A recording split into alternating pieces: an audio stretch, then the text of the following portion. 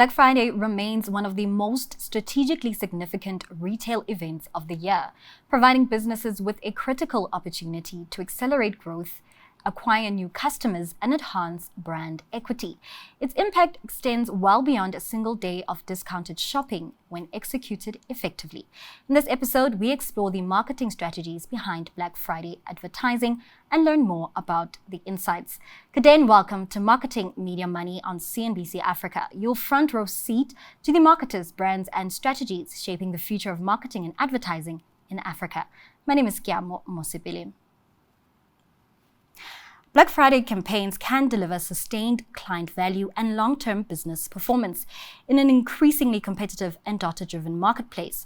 However, success requires more than aggressive discounting. Now, to help me discuss this topic further, I'm joined in studio by Khensani Nobanda, the Group Executive for Marketing and Corporate Affairs at Nedbank Group, as well as Nombini Mehlomakulu, the Managing Director of Ebony and Ivory Ad Agency. Ladies, thank you so much for joining us, and more importantly, welcome to the show. And I can say that in my research, I've noted that the sentiment seems to have changed, and how it applies today versus 5 years prior is certainly different. So I'd like to open the discussion and pose it over to you, Nombini. When we look at the current landscape today, is Black Friday still relevant, and is it still working for marketers? Thank you. And firstly, thank you for inviting me to your show. Black Friday, yes, Black Friday in short is relevant, but let me answer you in a little bit of detail. As communicators and marketers, we plan. And Black Friday has now become one of those that is part of our marketing and communications plan. It becomes part of our marketing calendar. It is like we have Valentine's Day, we have June 16 for South Africa, we have Black Friday, we have Christmas or year end. So it becomes part of a holistic strategy. So you take, for example, let's take a banking platform. They would have a platform, and I included there like a June 16 on purpose, because the marketing for that would be typically very different and socially aware and socio-political issues. Then the brand would develop something that talks to that audience and segment and talks to that idea and that vision. But for Black Friday, what it has become for in consumers and obviously for our clients, it is about how do they get their products across, but in a respectful way. Black Friday is no longer what it used to be. Let's sell you toilet paper and soft drinks. Black Friday has been about, especially in this world where we're now living in globally, economically, people are struggling. The economy is really depressed in one way or the other. So people need to make informed choices. So they save up their money to be able to take advantage of the specials and opportunities that will come through on that day. If it's to save up for a television set, for a cell phone, for a set of tires, for clothing for kids, for school shoes for next year. So all of those things are things that we need to be able to think about, and we include them into this marketing and communications mix. So it is part of the science that we do. I always tell people that our work is not random. It is a science. It is a social science, yes, but it is a science, and everything that we do, we measure, and we also look for return on investment. Yeah. It's quite interesting that you made mention of the economic factors at play and just the general sense from consumers who are more cautious and conscious of how they're spending their money, which is, of course, where I want to bring you in, Khensani, with your insights. It was reported that last year over or near 30 billion Rand was spent for Black Friday 2024, and yourselves as Nedbank were one of the notable banks that reported that figure. Now, taking into consideration what Nombini has just mentioned about the importance and the relevance, one, do you agree? And two, do you think there's going to be a surge? Is there a bigger number that we can expect for this year's Black Friday? I mean, we can only look at, I guess, the past, right? And I mean, do some analytics in terms of what we think the future will look like. I absolutely agree with her.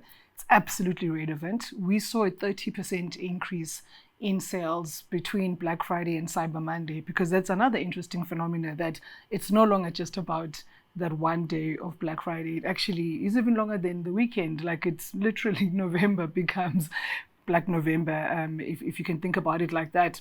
So we do expect that we're going to continue to see growth. But I think what's been interesting for us is how savvy consumers have been. So to the point you made earlier on, instead of just sort of losing your mind and being like, well, I'm going to just buy everything and stuff, it's actually about planning and saying, I was planning on buying a TV. I was planning on buying a fridge. And I know that there's going to be great deals out there. So I'd rather wait for those deals to come into play. So that absolutely is going to happen. And I think for us as a bank, when you look at our e-commerce platform, which is Avo, we use a lot of AI technology to be able to do dynamic pricing, to be able to, just make it relevant to what the consumer is searching for at that particular moment in time. Our biggest challenge, actually, interestingly enough, is not necessarily having the right pricing and products and promotions, because that we've gotten right over time based on what we know and the data, tech and AI that we have, is to make sure that our system is stable. So I can tell you our technology guys right now, all they're doing is testing to ensure that with all the volumes that you get, you can imagine 30% increase versus last year, which is already a massive, buy, that we've got to make sure that our technology is stable. And then people are able to use our platforms in a way that allows them to get what they want. I think my takeaway from your answer, certainly the extensive planning that goes into ensuring a successful Black Friday campaign. But I just want to really explore how you've mentioned that there's almost been a shift, right? Where it used to be this day marked in your calendar, and some people don't even sleep. They're planning their day around it. And here comes Cyber Monday, and here comes it stretching over the course of the entire month. So taking into consideration, Nombini, from your perspective, how has marketing strategies then changed to match the new nature of what we call Black Friday? The new Black Friday, as Kansani called it rightly, it stretches over the month of November. These are specials, for want of a better word, consumer campaigns that are going out for the month of November. So the brands, as well as the consumers, have become, if you look at Black Friday, probably in 2014, it was again that one specific day, people queuing up from 3 a.m. outside a supermarket wanting to get, or an electronic outlet store. But now people have become aware with the use of social media and how we use social and digital advertising with the use of traditional media. Let's not forget that those little inserts and pamphlets that you get in the newspapers work very well, because not all of our society is digitized. So the use of traditional media is also very relevant. So we plan around to be able to say, how do we get our consumer brands out there? How do we make this month-long campaign part of the year-end campaign? As you rightfully mentioned earlier, most people will probably buy their Christmas shopping or year-end gifting at this time in order, and then you just keep it at home and then you give it out. And if somebody has the misfortune of being born, like me, being born in January, early January, you also get in the special that was in Black Friday. So people do use it as something to be able to plan. I mean, we have one young person in our office who is waiting for a game that's probably going to come out on one of these gaming platforms that they look forward to every year, and they're saying, what will happen, for what promotion are they going to have? That's something that is, because it's a bit of a luxury for them. You're not going to be spending that much money and not planning for it. But equally, every day people who are looking after households, like myself and all of us here, are planning to be able to say what platforms are out there, if it's grocery, cleaning items, etc. But also what are there, as we said earlier, for electronics. Yeah. If your fridge, is probably, you've had it for more than 10 years, it's probably time to get a new one, and you start looking from this year or maybe into next year, and you start saving for it. So we know as marketers then to plan and have a full year calendar. Marketing and communication plans are typically planned out 5 years, and then a year and annual plans. And with those plans, then you'd be able to say, again, as I said earlier, you plan out what do you do at specific times to be able to get through your message across. At the end of the day, it's more than just awareness. It's about getting the consumer not just to engage, but to also buy the product or service. Yeah. One of the people I do, or sectors of the economy that sees a huge increase on Black Friday, it's actually your restaurants and all of those people who are selling, like your fast food outlets. I nearly mentioned a couple of brands, sorry. So all of those people are also planning to make sure, because it's become difficult to be able to really take out your family like people used to be able to often. So now you are able to plan and you say, we know we like this particular outlet. We can plan for the family to go out on a Black Friday. They will, or the Black, and we call it the Black Month. And on that month, they'll be able to, at least we can engage, enjoy ourselves, bond, because marketing and communication is also about strengthening societal bonds. The work that we do is not just aimed at we are pushing product A for product B and with the exchange of money. No, our work is designed to say, how do we increase societal bonds? Yeah. I mean, I think for me, I'm happy to hear that you say traditional media certainly still has a stake.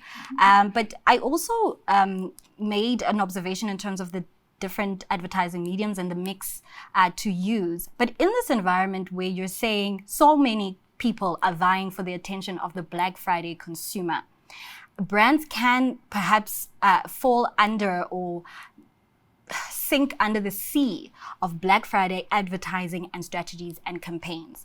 So how do you then plan for that in this environment where everyone wants your attention? We know that there's going to be an increased attention, and we need to be able to develop campaigns that cut through the clutter.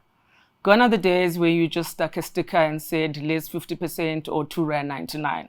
You need to be able to say, why would the consumer want to part with their hard-earned money at this time for that particular product? So again, sell respectfully to the consumer, see them, but also address the need. At the end of the day, we're not selling cool drinks. We're selling a need. What is a need that the person is trying to fulfill? What is their service trying to fulfill? Because B2C, business to consumer marketing seems easy, but it's possibly the most difficult, because at the end of the day, you're dealing with millions of human beings who have different needs that need to be addressed, and all of them are looking for a specific way. You know, this device, it serves a certain purpose for me.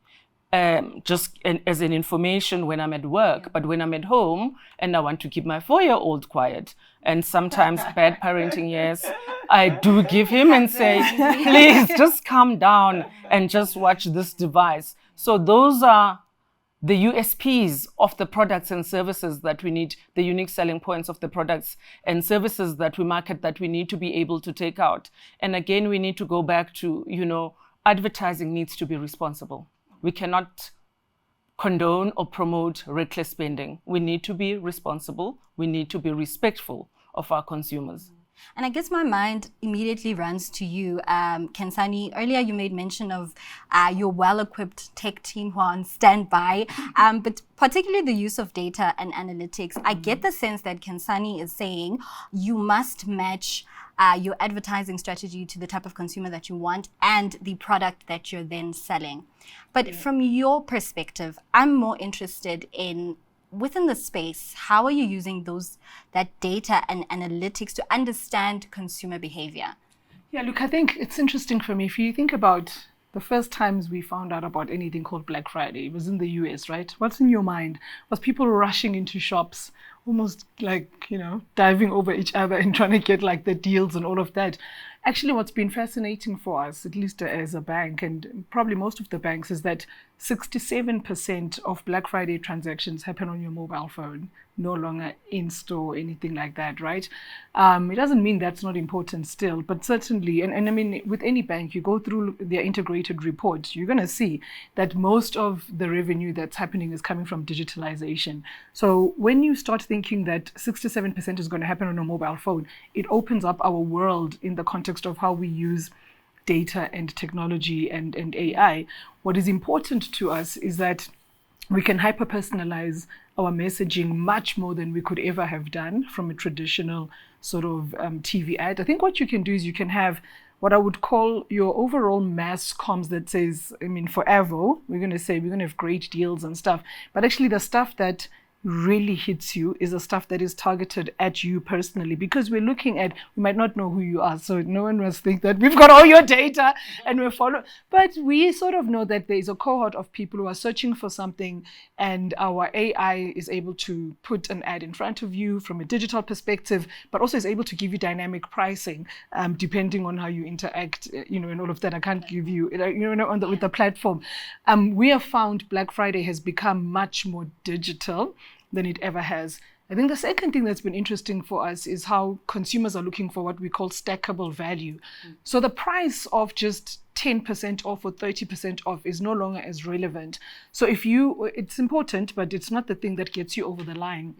So if you look at our Greenbacks, which is our loyalty and rewards program, we take the price in terms of what you're getting off, but we also give you stackable rewards that say, normally maybe you would get 100 Greenbacks points, you're not going to get 200 Greenbacks points. So it's not just price discounting, it's actually value. And it again goes back, I love her point on irresponsible, and ensuring that we are selling responsibly. Our purpose as a brand is to use our financial expertise to make a positive impact on society. That means in some instances where we could easily make money, we choose not to because it's not responsible. And so that usage of ensuring that you're giving people the right discount, but you're also stacking it up with value that allows them to actually make long-term value and drive loyalty in the long term becomes much more important.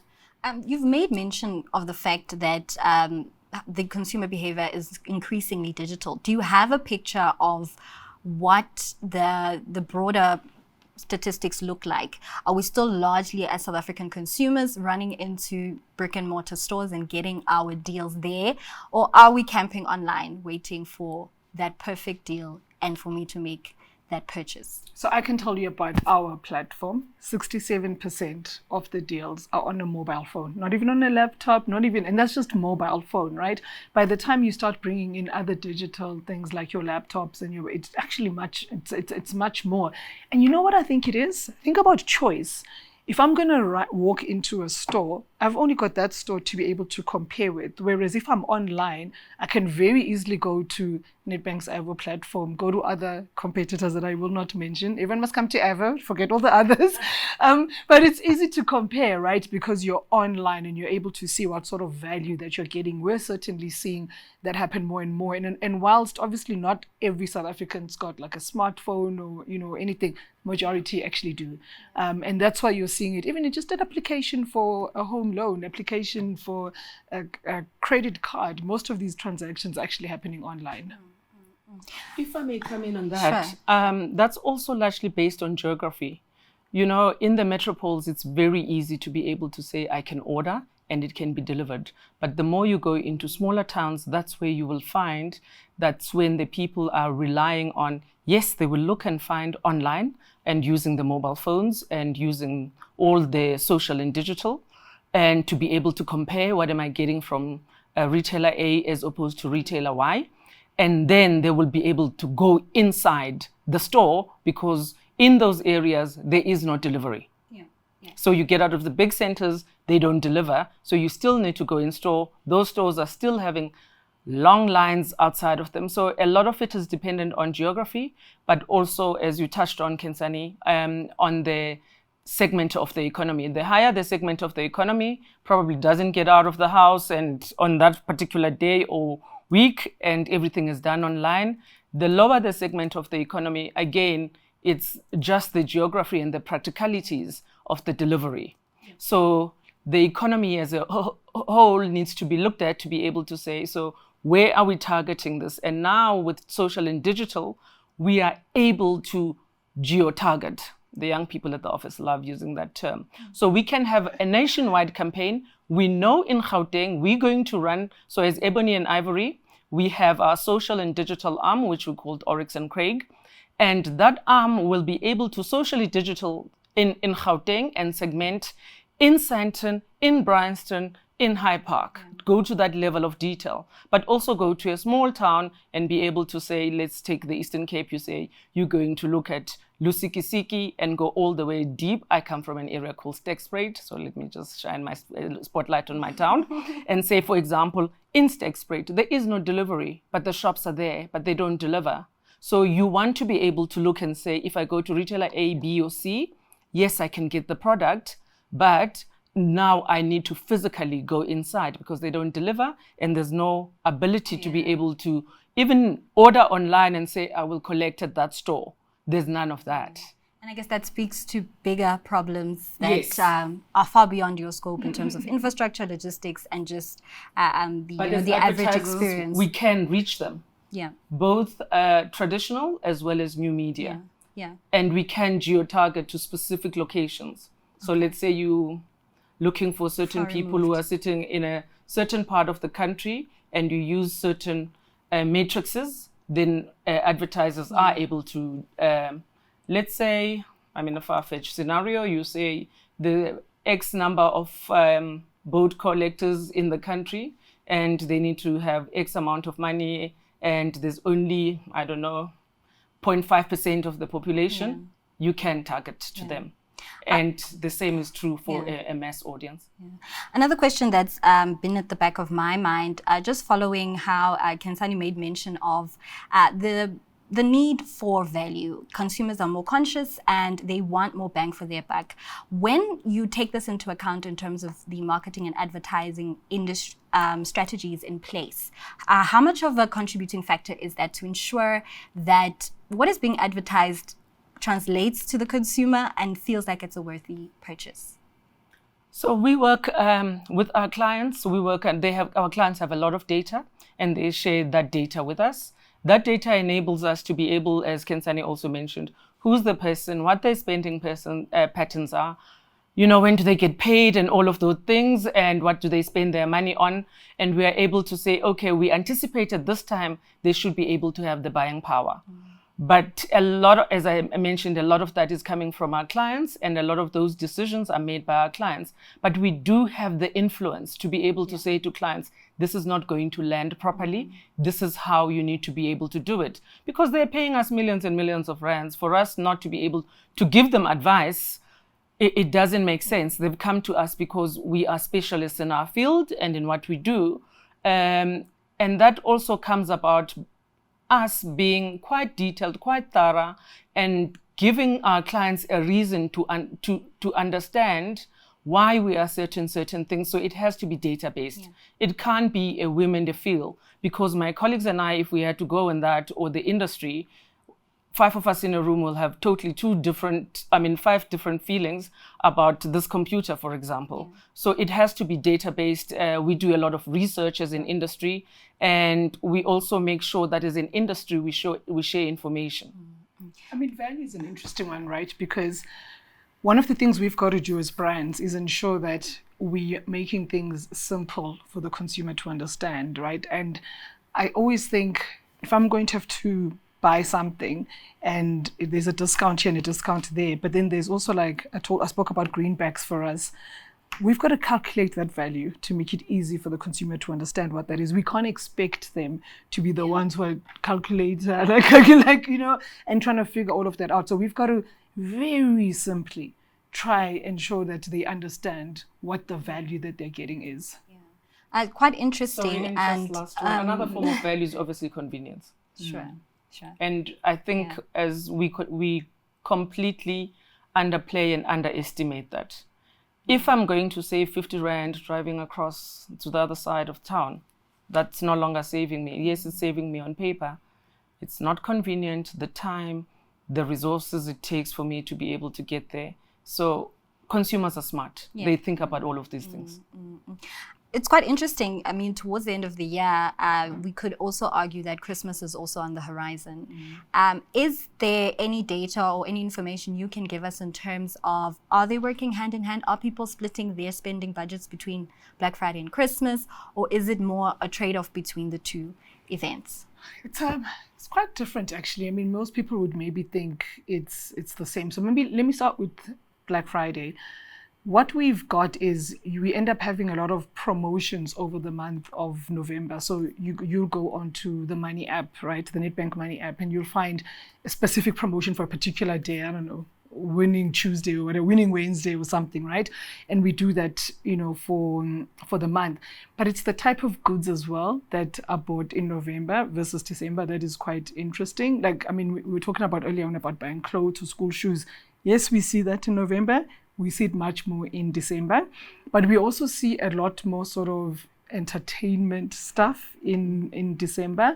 And yeah, like I think the mood obviously of the country is very different, and stuff. So over time, we've certainly been able to see that, yes, there is some overlap, but honestly speaking, it looks quite like there are a lot of differences around what people are spending on.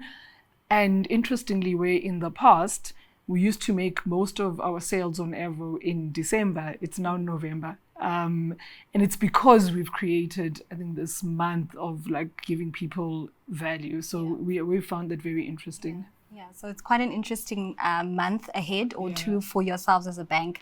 And it's quite an interesting one for all the marketers and the advertisers who are looking to make their mark and make the biggest sales. But ladies, that's unfortunately all that I have time for. And that's how we wrap up this episode of Marketing Media Money, where we were discussing Black Friday marketing strategies and insights with Nombeni Mehlomakulu, the Managing Director of Ebony and Ivory Ad Agency, as well as Kensani Nobanda, the Group Executive for Marketing and Corporate Affairs at Nedbank Group.